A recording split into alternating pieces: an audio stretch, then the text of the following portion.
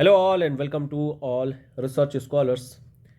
API score को enhance करने के लिए हमें सेमिनार्स और रिसर्च पेपर्स करने होते हैं, जैसा कि आप सभी रिसर्च स्कॉलर्स को पता होगा। ये सेमिनार दो तरीके के होते हैं, नेशनल सेमिनार और इंटरनेशनल सेमिनार, जो कि अलग अलग इंस्टीट्यूशंस कॉलेजेस के द्वारा ऑर्गेनाइज किए जाते हैं। इसी सीक्वेंस में एक 2 डे नेशनल सेमिनार ऑर्गेनाइज की जा रही है on the theme of social dynamics of elderly people, issues, challenge and prospect.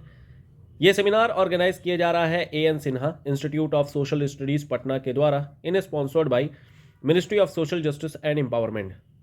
Seminar की डेट्स हैं 26 एंड 27 मार्च 2025 और इसका वेन्यू है पटना, बिहार।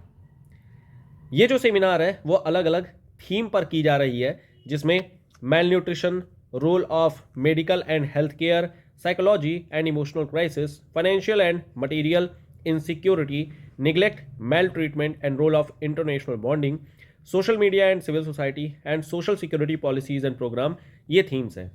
अगर आपका रिसर्च एरिया या फिर आपका इंटरेस्ट एरिया इन थीम्स को लेकर के है या इनसे रिलेटेड थीम्स को लेकर के है, तो आप बिल्कुल इस सेमिनार में पार्टिसिपेट कर सकते हो और अपना रिसर्च पेपर पब्लिश करा सकते हैं और प्रेजेंट भी कर सकते हैं।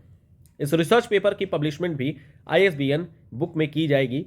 इसकी डिटेल्स इस PDF में दी गई है, जो कि PDF को गो थ्रू करके आप देख सकते हैं कि इसकी जो एब्स्ट्रैक्ट सबमिशन है वो 10 मार्च 2025 तक की है और आपको अपना फुल पेपर 20 मार्च 2025 तक भेज देना है।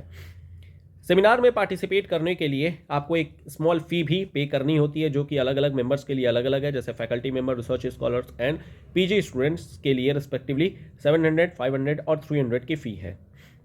इस फ़ी की पेमेंट आप इन दिए गए डिटेल्स पर पे करके पार्टिसिपेट कर सकते हैं। बाकी डिटेल के लिए यहाँ पर दिए गए ईमेल एड्रेस पर आप ईमेल करके अपनी जानकारी को ले सकते हैं।